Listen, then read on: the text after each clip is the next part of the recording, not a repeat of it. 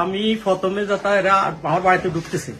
ঢুকার সময় আমি বলছি যে ওনারা ভোট চাইতেছে, তো ভোট চাইলে আমার লোক বোরান সাহেব আমার লোক কোলাকুলি করছে, কোলাকুলি করার পর আমার বাড়িতে ঢুকতেছে। তখন আমি বললাম আপনারা মহিলার ভোট চাইবেন, কথা হ্যাঁ এখন মহিলার ভোট চাইলে আপনারা মহিলা ঢুকে দেন,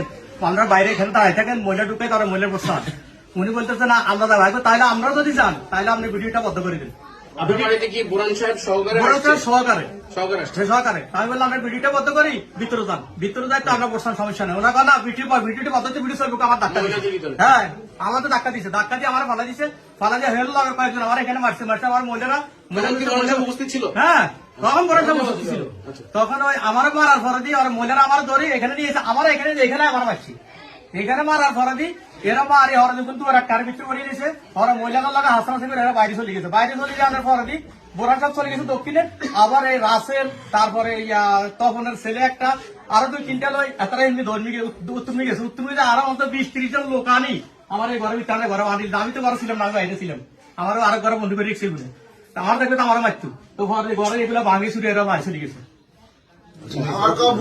তারপর আমার ওই জিনিস টাকা লেগেছে 4,70,000 টাকার মতন, আর ওই জিনিস সব ভরিয়েছিল আমার টেবিলে নিয়ে গেছে।